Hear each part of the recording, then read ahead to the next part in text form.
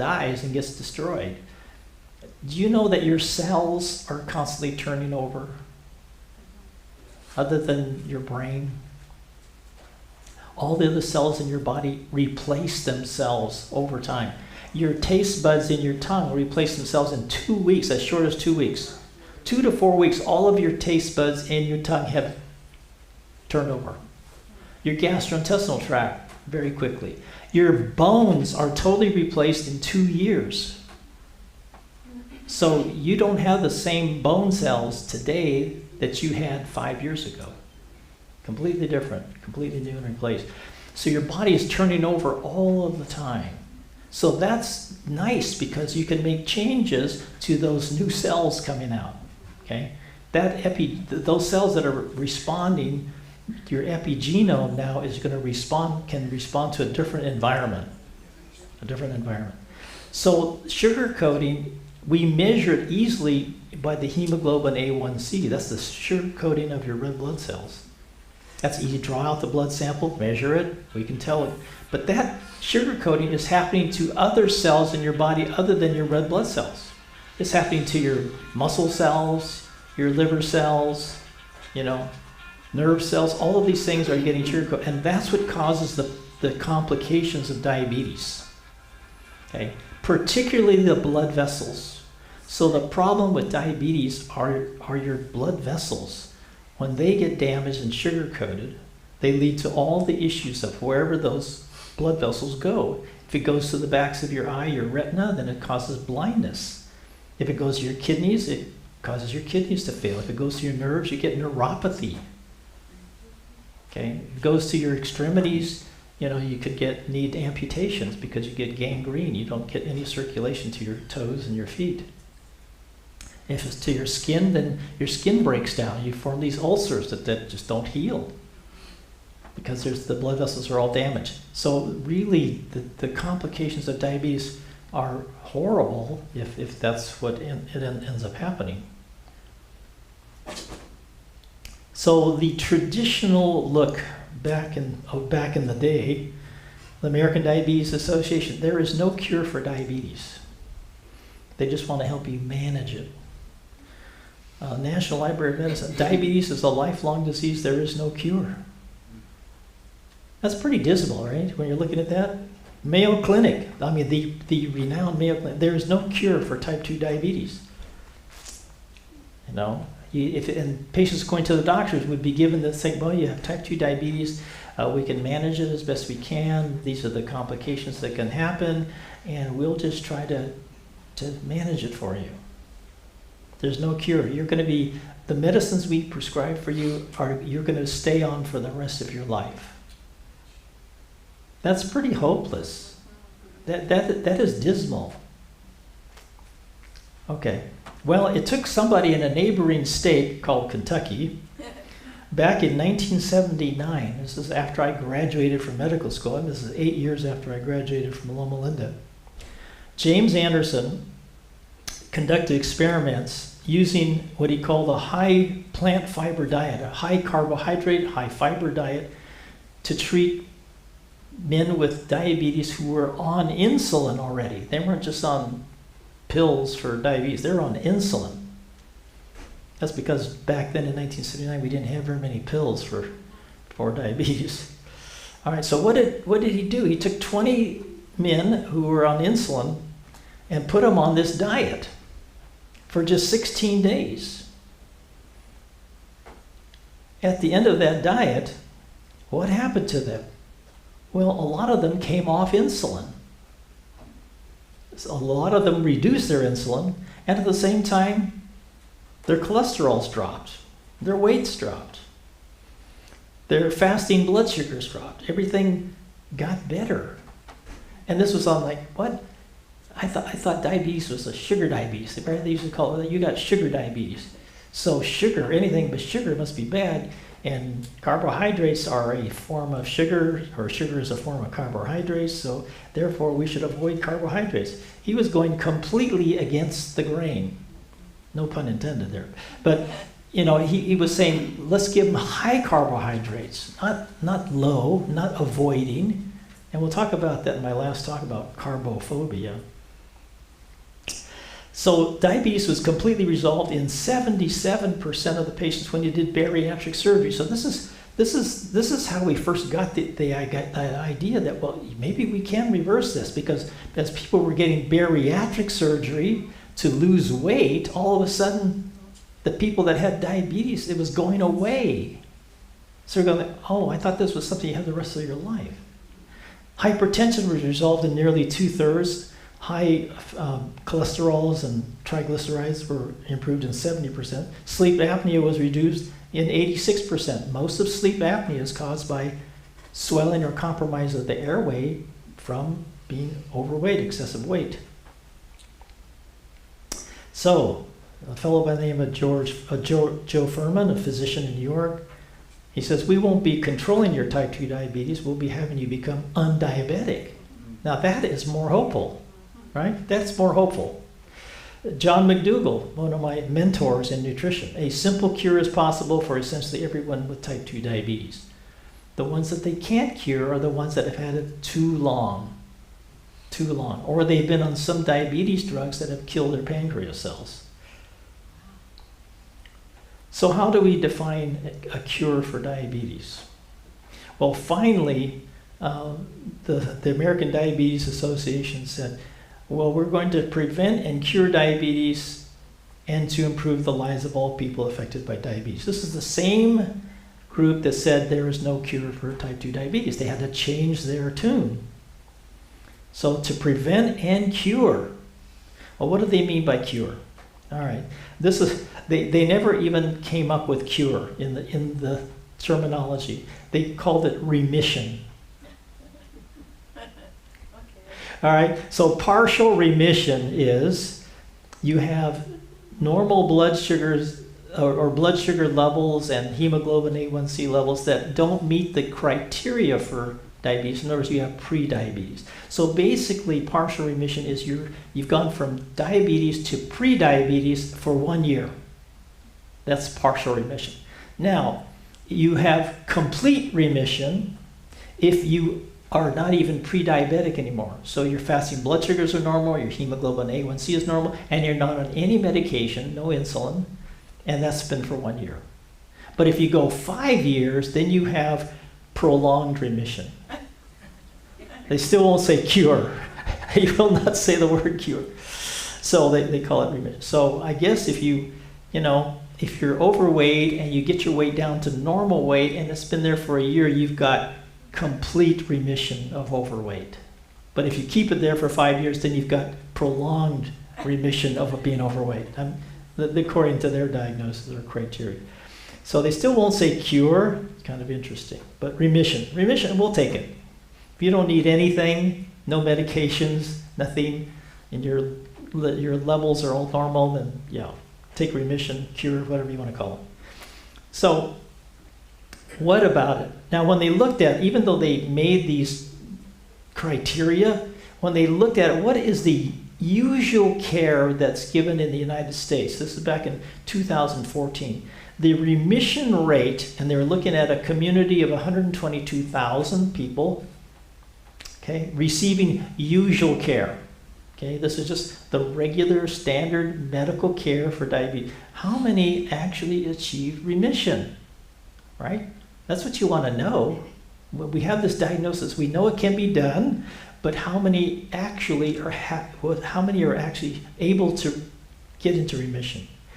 All right, partial remission. In other words, that means going from diabetes to prediabetes, 1.47%. That's 1.5 out of 100. Complete remission, not even 1.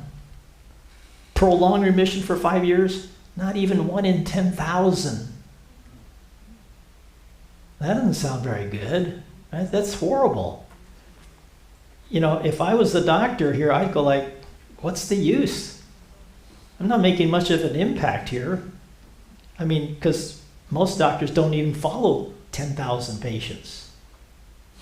It may seem like they follow 10,000 patients because you can't get in to see them, but, you know, you don't have, well, I never had 10,000 patients. You know, 2,000 or 3,000 was maximum.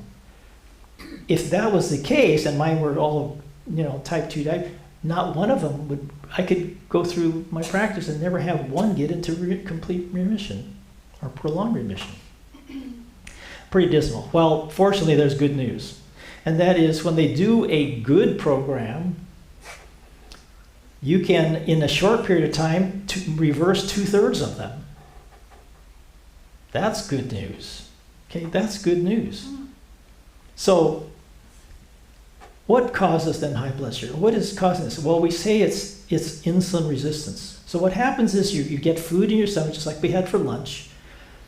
The food is digested, the glucose is absorbed through the intestinal wall into the bloodstream. The blood sugar starts to go up. Your body senses that, and it makes and releases insulin to get those sugar molecules into your cells for energy. And then that lowers your blood sugar. So your blood sugar goes up, and then it goes down in response to insulin. Well, you want that to happen because your body needs glucose for energy. If you don't have that happening, you don't have energy. Or you have to use other sources of energy which are not quite as good. All right, so what happens is that when this happens, this is the normal by design. You were supposed to absorb glucose, digest it, absorb it, get it into your bloodstream, then get it to the cells where they can use it. That's under the sponsorship, you might say, or the work of insulin. Well, this glucose transport into the cell requires insulin. Insulin is like the key that opens the door so that the insulin can get into the cell.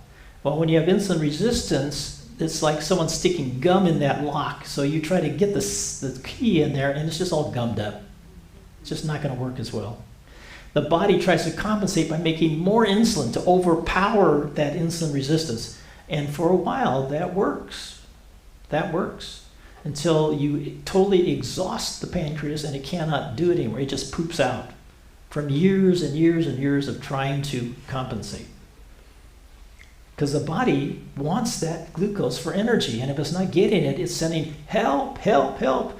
And so the body tries to respond, making more and more insulin. So as you get insulin resistant, as the cells become insulin resistant, the blood sugar goes up, the body makes more insulin, and what insulin does, it's not, high levels of insulin are not good for the body. Okay? Insulin helps fat get into your cells. So any fat that you get into your bloodstream from what you eat goes into fat storage. So it adds your weight. Insulin also stiffens your blood vessels. So your blood vessels get stiffer, so your blood pressure goes up. Okay. Insulin also is pro-growth. It helps things grow more. Not only just fat cells, but other cells, even cancer cells. So high levels of insulin are not your friend. Eventually, even the liver becomes resistant to the insulin. The liver is responsible for helping to manage the blood glucose levels, especially when it's low. So when your blood sugar goes low, like you're fasting or you're overnight and you're not eating, the liver has stores of sugar called glycogen. And so as your blood sugar goes down, it will release glucose into your bloodstream to keep you from going too low when you're not eating. You're fasting or you're overnight or you haven't eaten, you can't get to food. Your liver is responsible for maintaining that blood sugar so it doesn't go too low.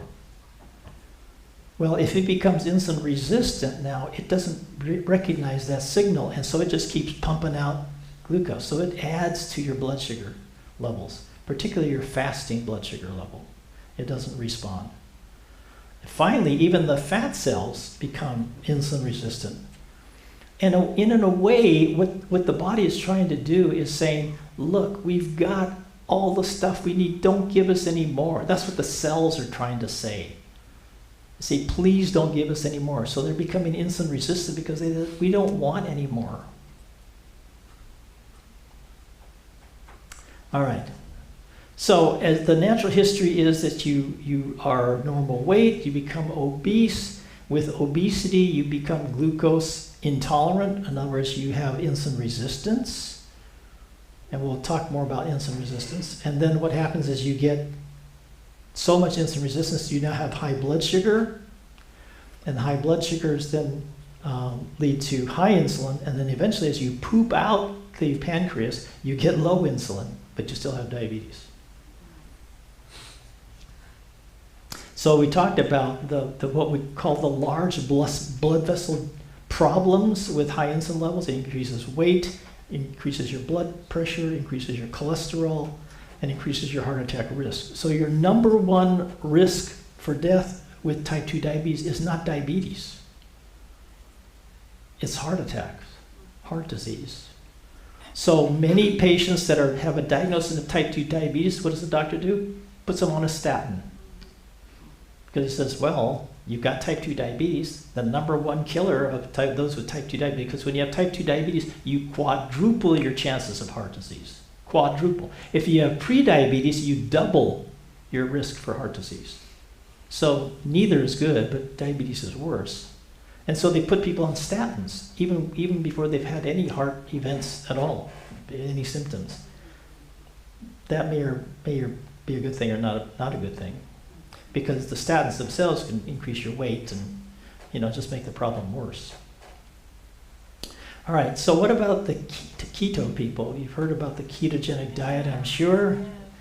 And they say, oh, they do better. They do. Their hemoglobin A1C may come down, their blood glucose may come down, and that's because they don't give them any glucose to work with. Okay, you have nothing to work with, so if you don't have any glucose to work with because they're on such a low carbohydrate diet, then they don't have any glucose to even raise or elevate. But that's only temporary. It only works for so long.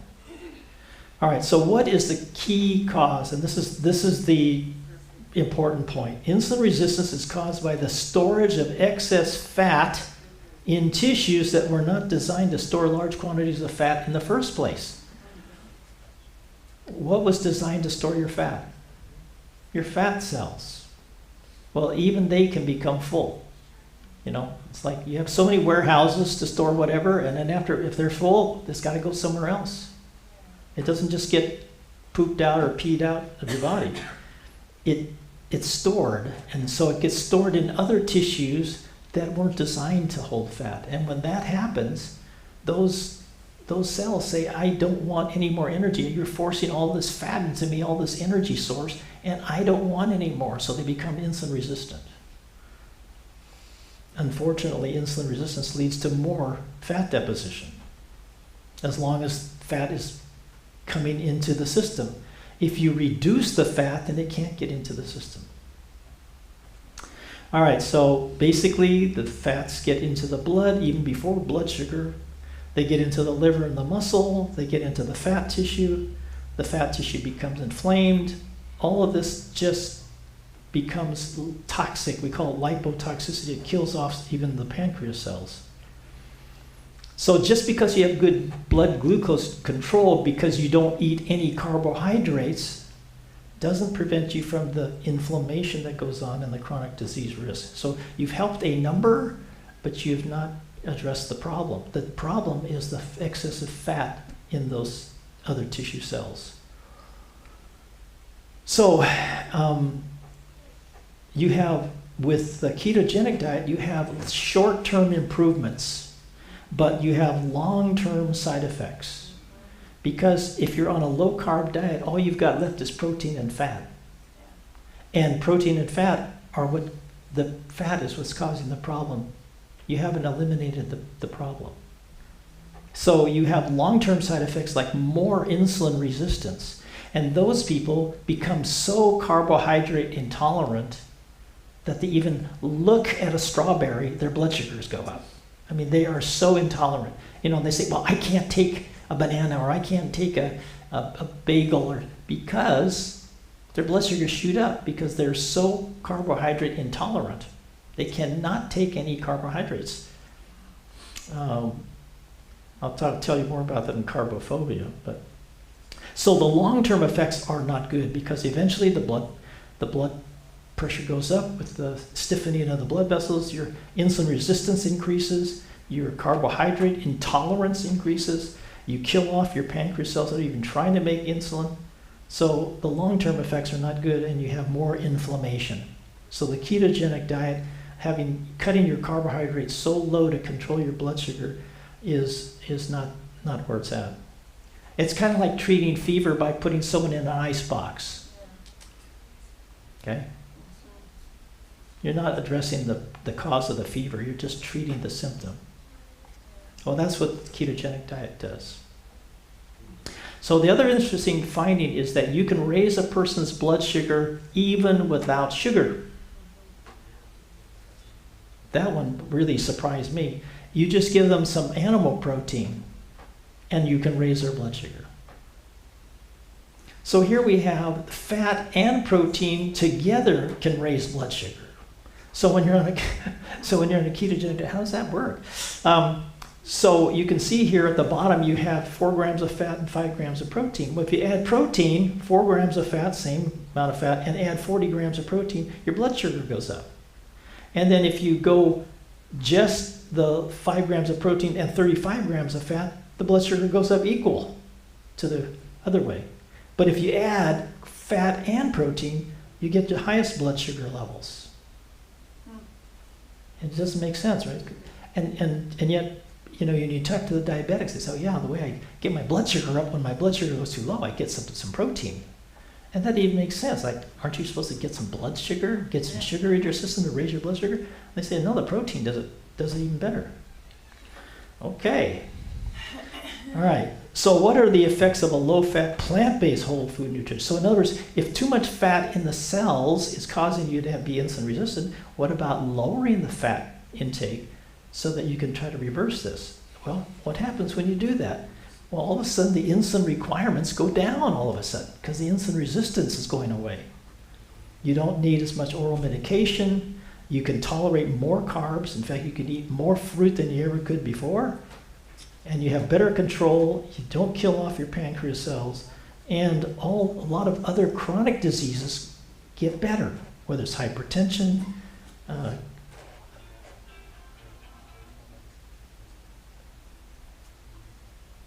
certain arthritises and other autoimmune diseases, intestinal diseases, inflammatory intestinal diseases, those diseases get better. And you reduce risk for all-cause mortality. In other words, dying from any reason at all. So this is how you can compare. This is very interesting. So on the left you have the ketogenic diet. In the middle you have SAD. What was SAD? Standard American diet. And then you have the low-fat, plant-based diet. Okay, whole food plant-based diet.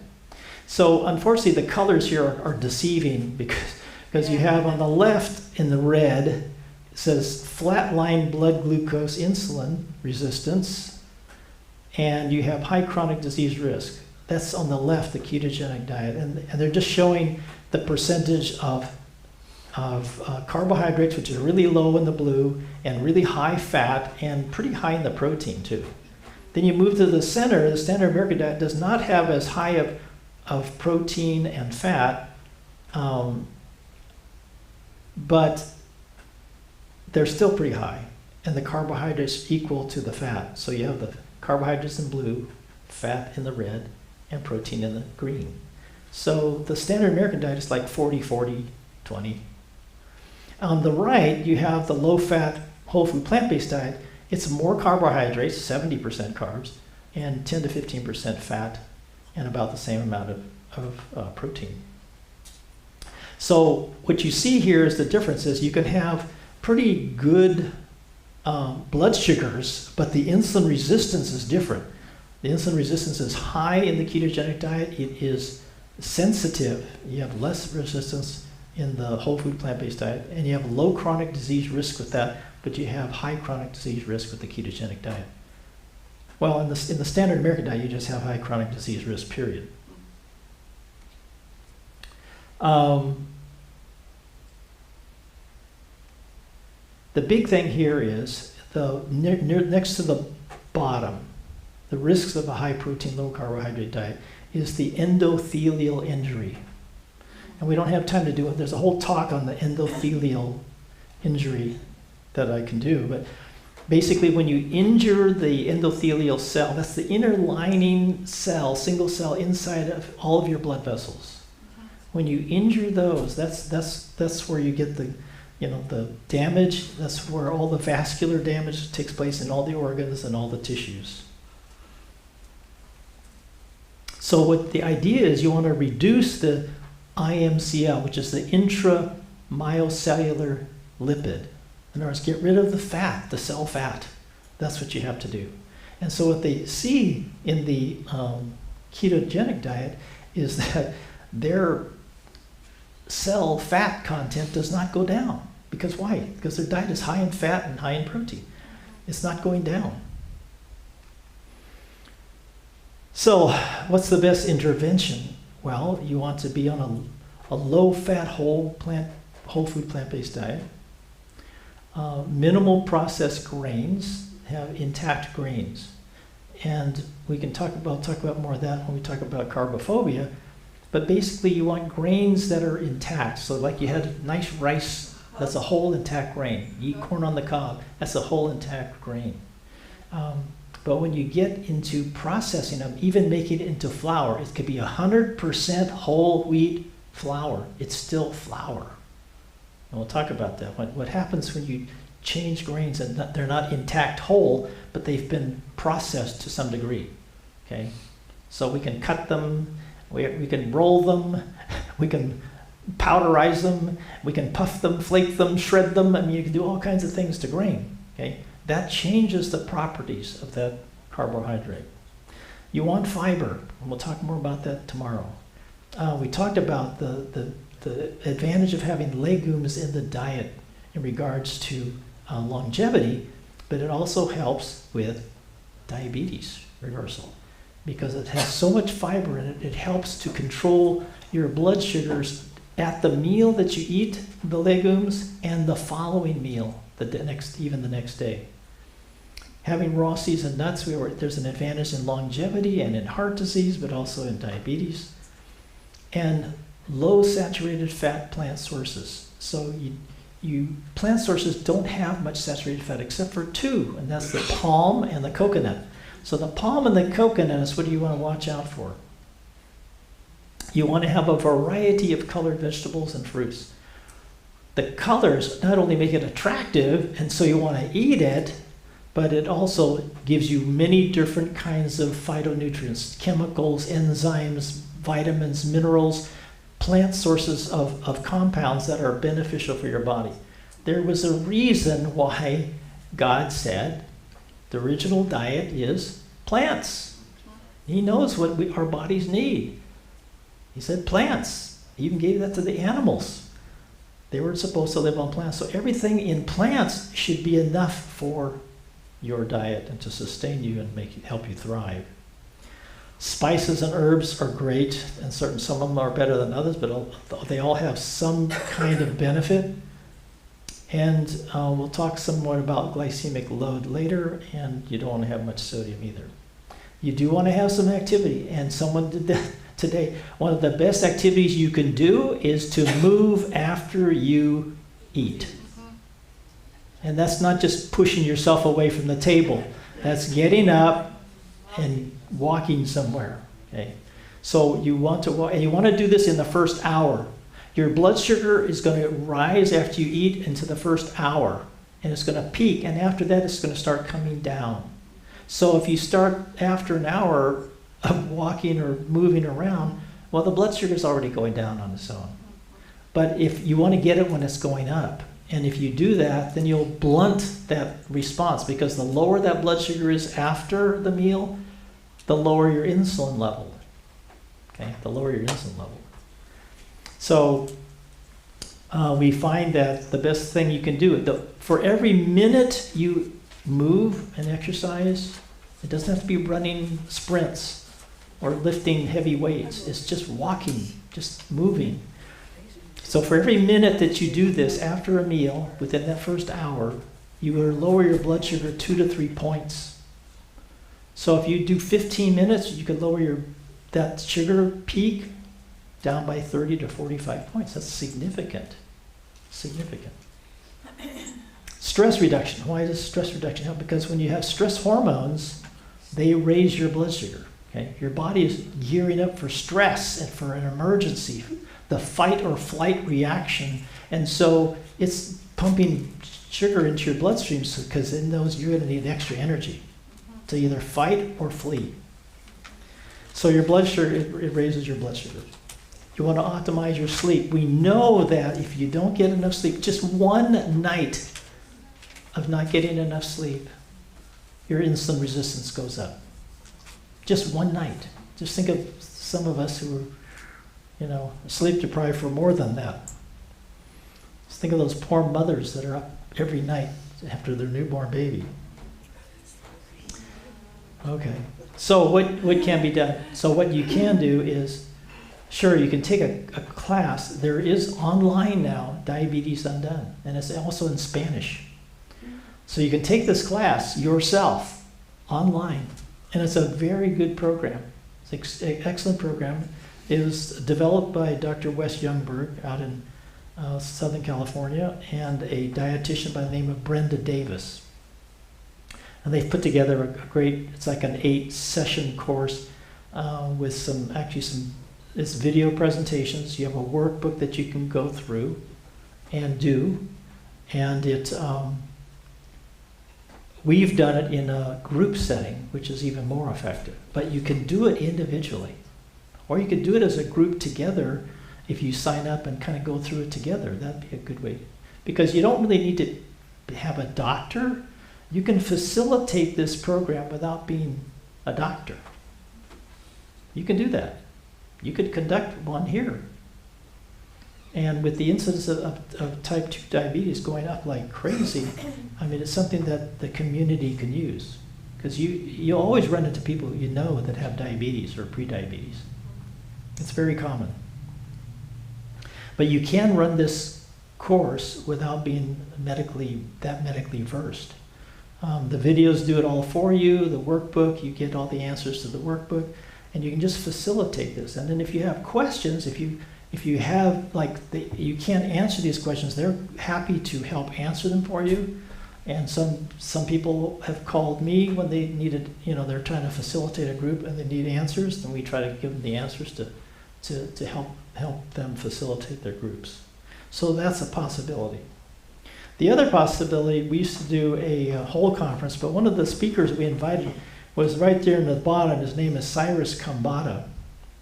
And he is a young guy who developed 3 autoimmune diseases when he was in college. Oh, yeah. Type 1 diabetes, a thyroid problem, and hair loss. He lost all his hair, so he's bald here. He's the only bald one here in the picture. So he was totally bald, and he's autoimmune to his hair, autoimmune to his thyroid, autoimmune to his pancreas. And so he was trying to figure out what in the world happened to him. So he went into nutrition. Now, he can't solve his hair problem. Eating hair is not going to grow back hair into your head. And he's minimized the thyroid problem, but he's really mastered his diabetes problem. And his program for type 1 diabetes is excellent for even those who have type 2 diabetes, because it's the same treatment. He's not curing type 1 diabetes, but he is making it he's so insulin sensitive now, he doesn't require much insulin to control his diabetes. He eats all the carbs he can get a hold of. He's very active, he does a lot of exercise, he eats a ton of fruit, and he's tried all the diets, the keto, the paleo, the the American Diabetes Association diet, and all of those diets, and he wasn't getting anywhere. Sometimes temporary improvement, but for the most part, he wasn't getting anywhere. Like he said, his blood sugar levels, when he'd measure them, was like a random number generator. You wouldn't be able to tell what was going to come up. His number popped up. Oh, my blood sugar is 283. Oh, now it's 156. Then it's 300. It was just random. He couldn't control it. So he has developed a program called Mastering Diabetes. And I would highly recommend him if you want to go to his website called masteringdiabetes.com. And he and another fellow who has type 1 diabetes, they have put together a program to help people to control their type 1 diabetes, but also basically reverse type 2 diabetes. So they're very excited. So I'm very happy to recommend those sources. So either the Diabetes Undone program by Dr. Wes Youngberg, or Mastering Diabetes by Cyrus Kambata. There is good news. And when we've conducted our health programs at Camarillo, in 8 weeks, a third of those who have diabetes don't have diabetes in 8 weeks. And a third of those who have prediabetes don't have prediabetes. They're normal. So, there is changeability. And there is good news about type 2 diabetes.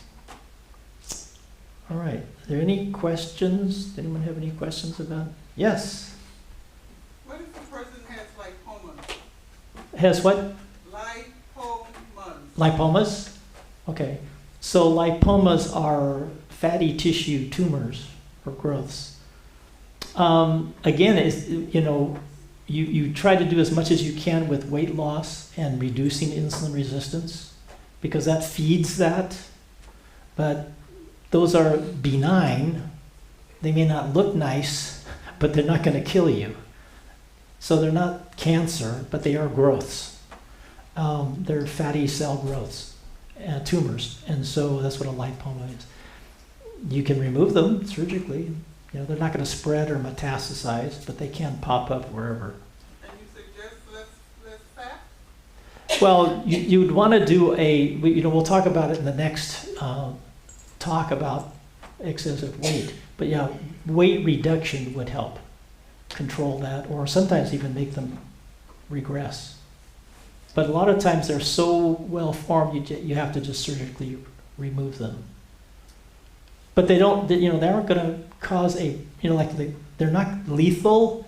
They just may not be in great convenient places, either aesthetically or sometimes functionally. You may not like where they're located, so then sometimes you have to have them removed. Any other questions? Yes? I was glad to hear what you said about coconut oil, because that seems like it's the rage now. But I was kind of surprised about what you said about olive oil this morning, because that's in the Bible. And I was just kind of curious, because that's the big oil that's recommended, because it's a monounsaturated fat, which would help bring down cholesterol.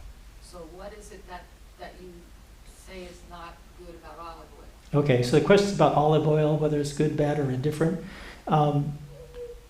The olive oil is a monounsaturated fat, and because it's monounsaturated, it's neutral actually in regards to cholesterol. So saturated fats will raise your cholesterol, or they will stimulate your liver to pump out more cholesterol. Monounsaturated fats like olive, like canola, they don't do anything. Avocado. Yeah, avocado. And then you have the polyunsaturated fats, which are more than one. Instead of mono, there are many, and they lower your cholesterol. There's advantages and disadvantages to all of them, whether it's heating, cooking, to your body. So olive oil, when they tested, the reason why we don't promote oils of any kind is that practically all the oils have been shown to impair endothelial function. Okay, that's that inside lining cell of your blood vessels. And what they do is they produce what we call nitric oxide, which is a signaling molecule of gas that stimulates your blood vessels to open. Opening blood vessels is a good thing because it makes more blood flow. And healthy body is dependent on healthy circulation. That's why diabetics do horrible, because they have horrible circulation. So nitric oxide, manufactured by the endothelial cell, promotes circulation.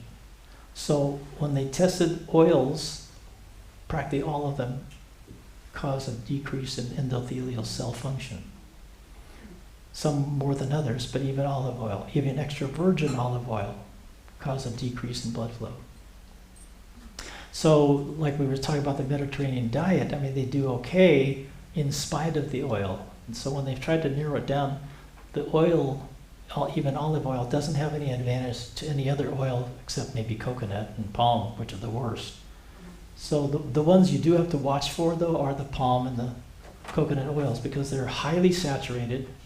They raise your blood cholesterol, even though they're, quotes, medium chain triglycerides, they still raise your blood sugar.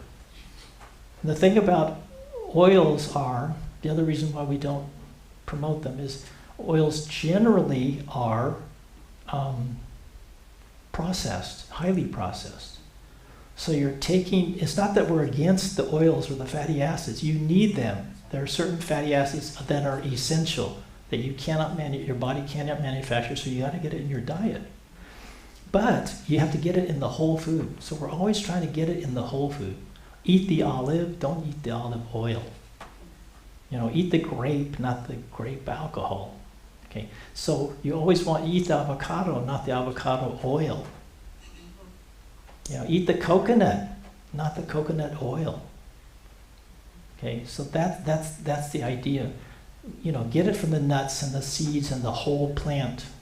Because the way God made it, he built in things that help limit the problems, either adding fiber in there or other nutrients in there that diminish the problems with it. But when man gets a hold of it and extracts it, concentrates it, refines it, purifies it, and they do that so that it will last on the shelves longer so they can sell it to you. And that damages the food. Now you've turned it from food, real food, into what we call a food-like substance. It's no longer food. So we've adulterated it. And so we've taken all the good things out of it, sometimes add bad things to it. That's what we call processed.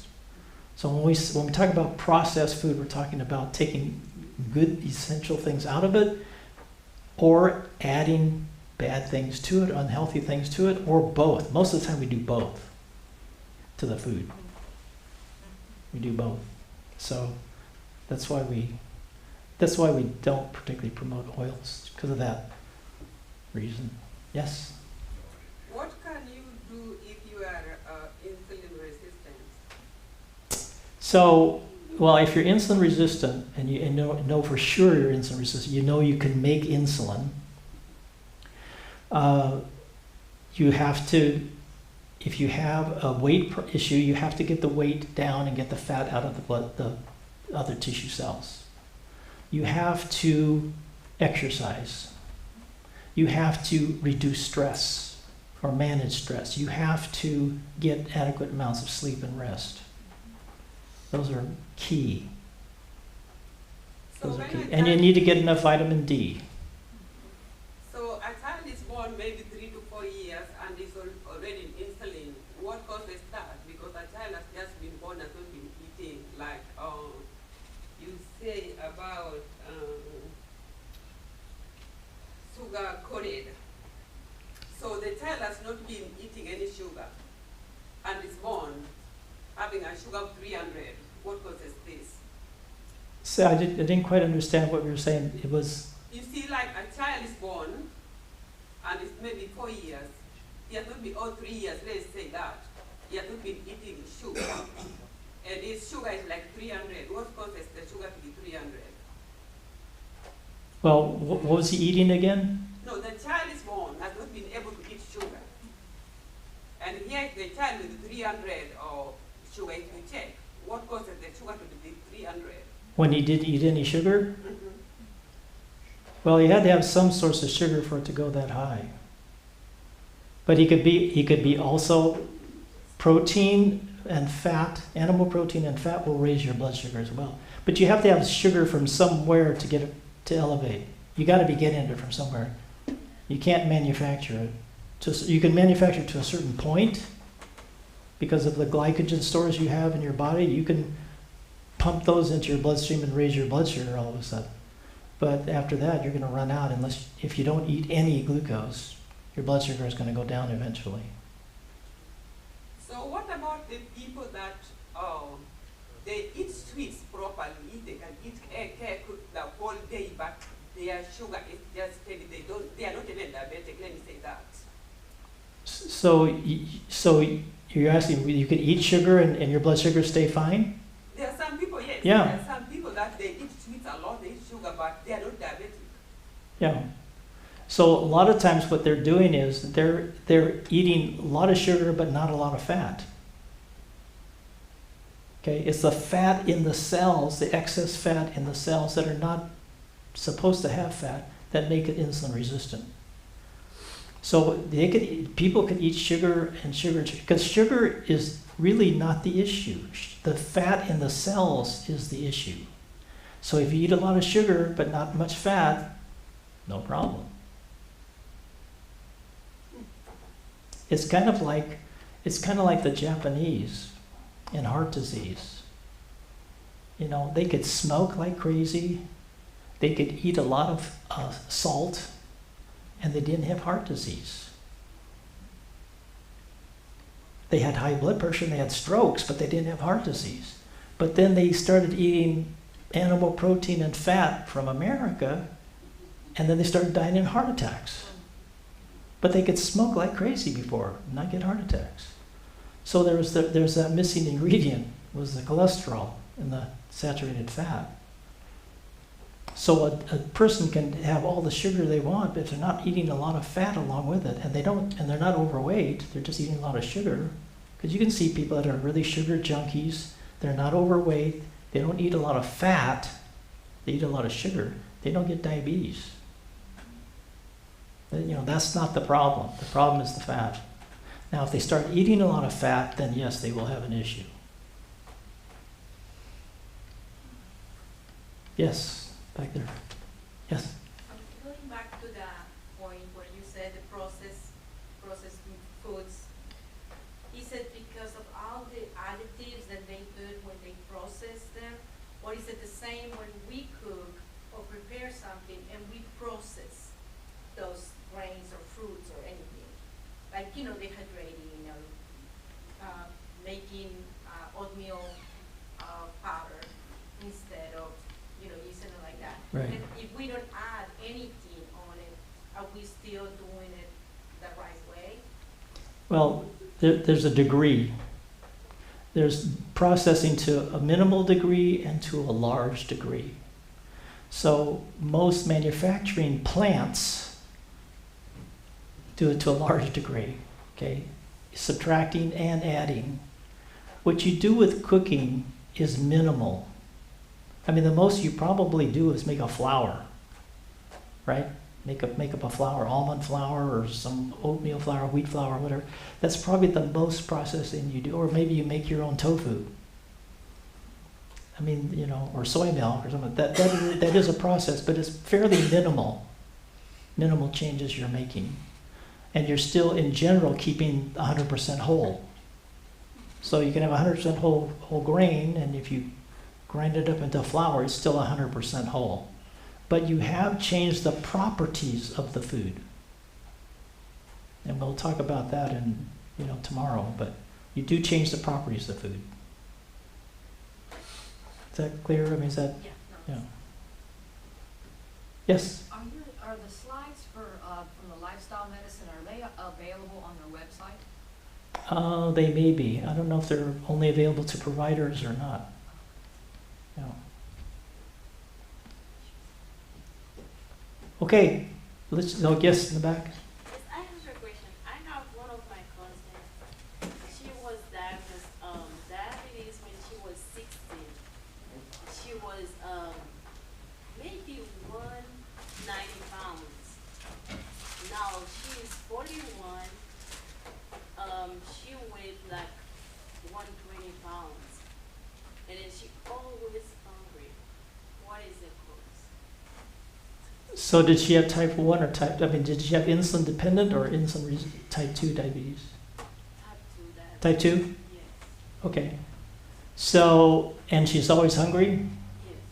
Then she's probably not eating enough starch and enough fiber. She needs more fiber and more starch.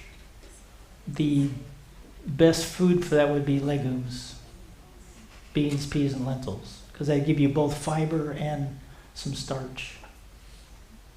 Can someone who diabetes eat banana? Is what? Banana. Can she eat banana? Yeah, if she's not, yeah.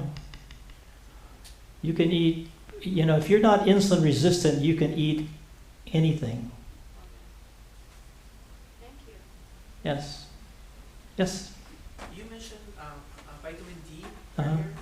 What would be a good source for vitamin D other than taking the sun straight on you? Is that the best? That's the best.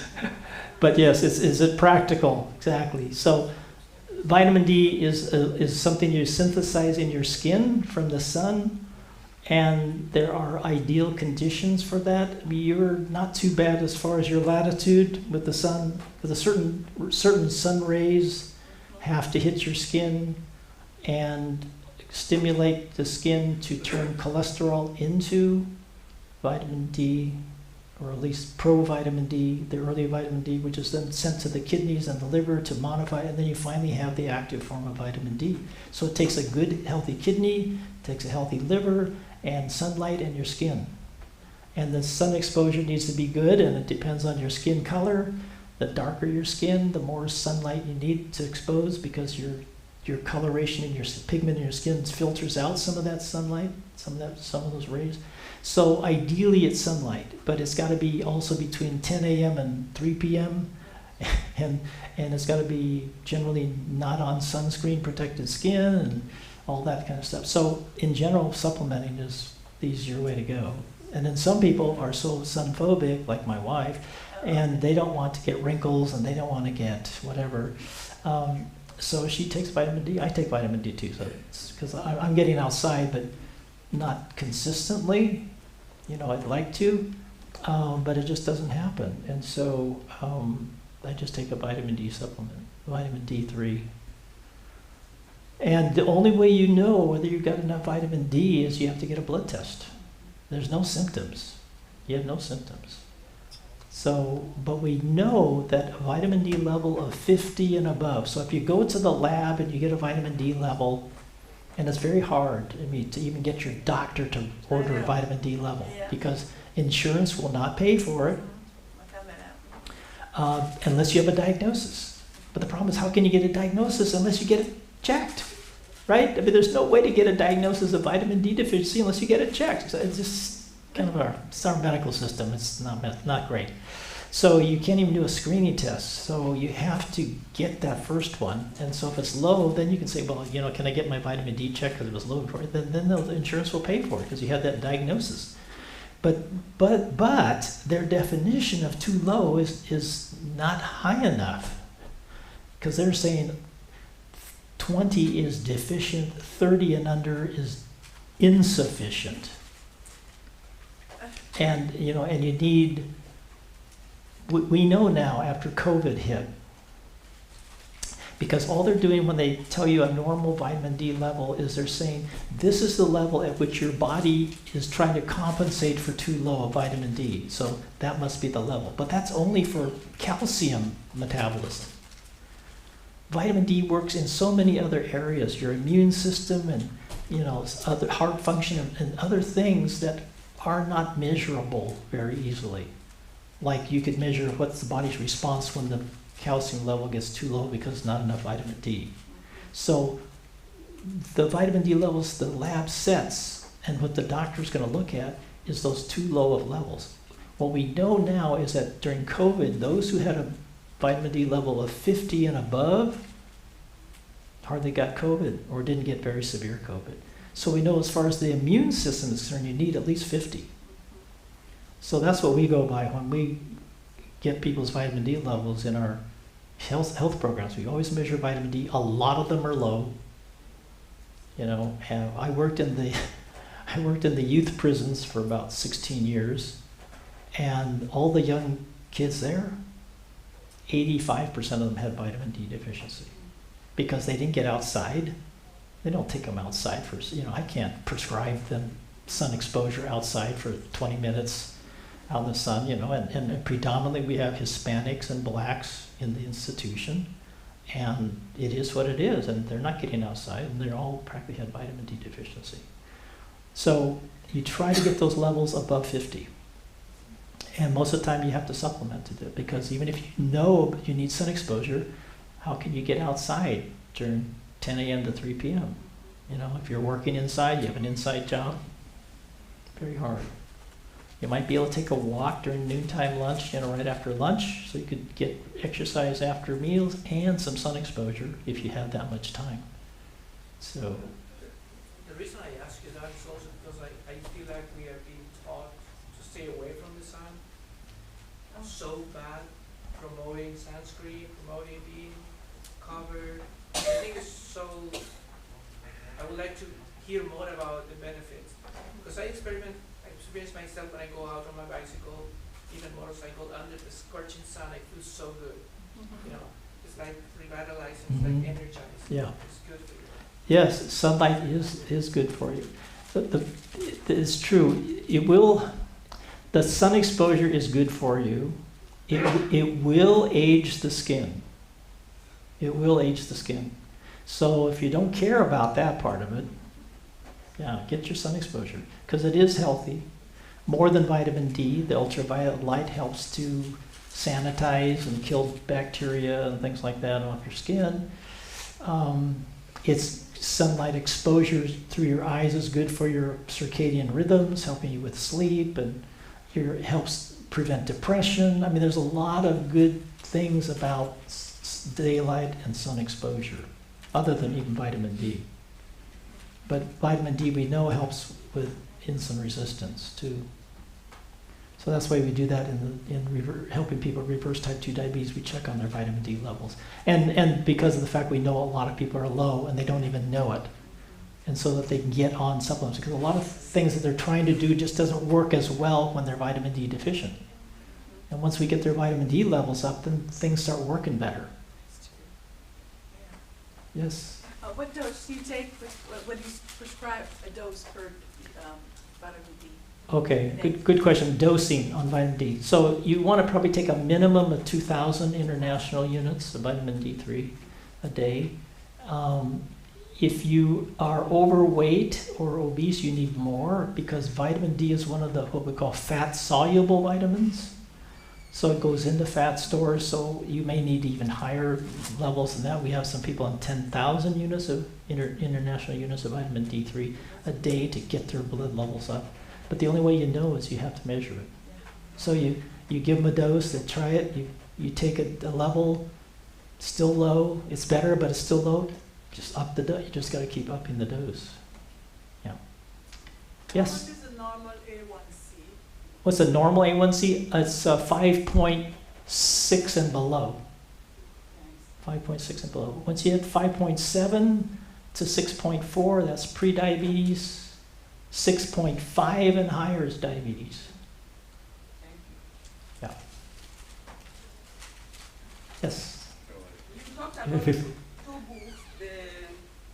One is Diabetic Undone and Master in Diabetic.com. Can you give me the authors, please? Okay. Diabetes Undone is Dr. Wes Youngberg. Says it's spelled Youngberg. He's a Seventh-day Adventist doctor of health science. Not a medical doctor, but he does does functional medicine and things like that. Lifestyle medicine. And then masteringdiabetes.com is by Cyrus, like the Persian king, Khambatta, Khambatta. It's masteringdiabetes.com. So both of those are online. It can be done online. Thank you. I think the Diabetes Undone one is cheaper. I was gonna say you can get the Diabetes Undone from Amazing Facts as well. Yeah, They have it in their catalog. okay. So you get through Amazing Facts is what someone is saying. It's also gone through Life and Health. Life and Health also. Lifeandhealth.com. All right. Let's take a 5-minute break and then we'll come back. We'll talk about weight and Ozempic. I'm sure you've heard about that. We'll talk about that. Winning at losing. Got Ozempic? want some water? Chief, you have some water? Yeah, sure, that'd be great, I'll thanks. get it. Okay.